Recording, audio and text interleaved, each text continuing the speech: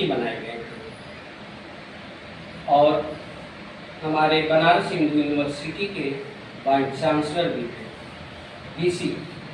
लेकिन vice chancellor रहते हुए भी उन्होंने शिक्षण कार्य को कभी छोड़ा ही नहीं, जिसे भारत सरकार उनके कार्यों से प्रभावित होकर के आज के दिन को पूरे देश में शिक्षक दिवस के रूप में घोषित किया, जिससे कि आज हम लोग मनाते हैं।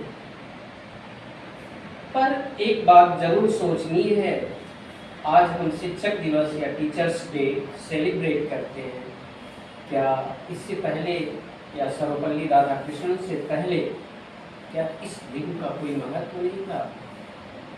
यदि इन बातों पर हम विचार करें तो हमें देखने को मिलता है, हमारे शास्त्रों में भी इसका वर्णन है।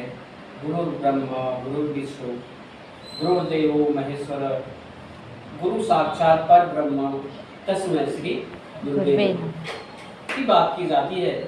और यदि हम देखें तो ये आज की मैं बात कर रहा हूँ, मेरे बहुत से छात्रों ने प्रश्न कर दिया, सर शिक्षक दिवस और गुरु पूर्णिमा में क्या अंतर होता है? तो जानते हैं आप लोगों ने क्या जवाब दिया उनको?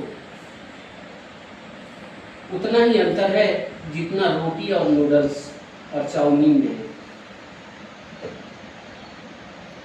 शिक्षक दिवस और गुरु पूर्णिमा में वही अंतर है जो आज अंतर रोटी और नूडल्स में है। समझ रहे हैं आप लोग? यानी हम नूडल्स खाते हैं तो हम मॉडर्नाइज हो जाते हैं, रोटी खाते हैं तो बैकवर्ड हो जाते हैं। स्कूल में भी आप देखते होंगे जो बच्चे नूडल्स लाते हैं दिखा के खाते हैं, रोटी जो लेकर जाते हैं वो छिपा के खाते हैं। क्या ऐसा होता है?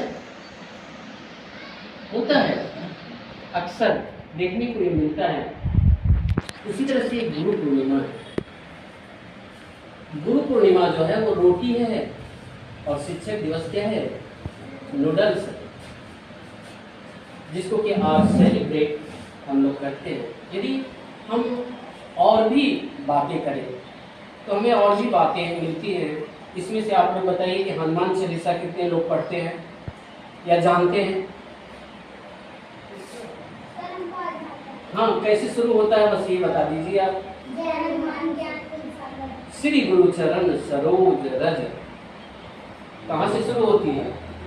श्री गुरु चरण सरोज रज निज मन मुकुर सुधार, यहाँ से शुरू होते हैं। यानी गुरु की वंदना वहां पे भी है।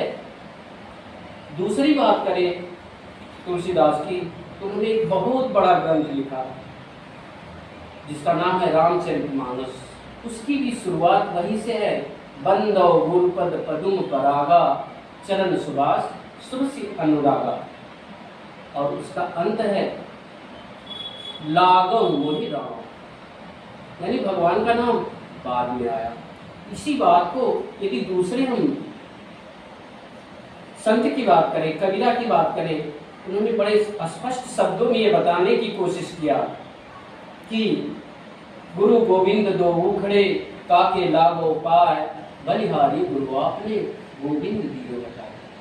बहुत पुरानी चीजों को भी हम देखें तो चाणक्य की यदि बात करते हैं तो धनानंद की जब बात आती है तो चाणक्य ने इस शब्दों का जिक्र करते हैं गुरु की महिमा का। वो धनानंद गुरु की गोद में दो चीज पलता है, पहला है निर्माण और दूसरा होता है प्रलय। निर्माण और प्रलय यदि किसी की गोद में पलता है तो उसका नाम है गुरु।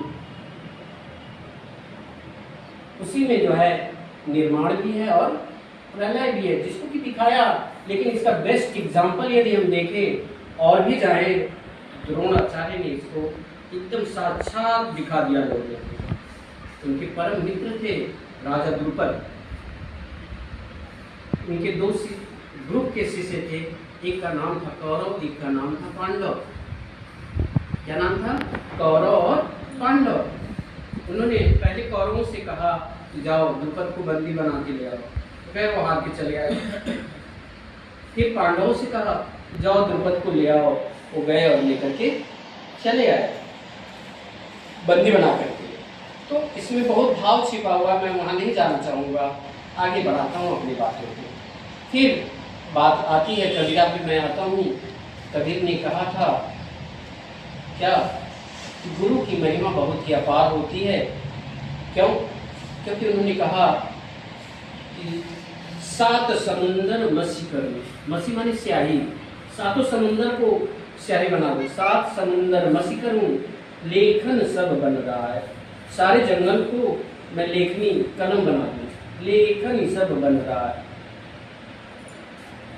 पृथ्वी सब कागज करूं, सारी पृथ्वी को कागज बना दूं, तब भी गुरु गुण लिखा न जा, तब भी गुरु गुण को मैं नहीं लिख सकता।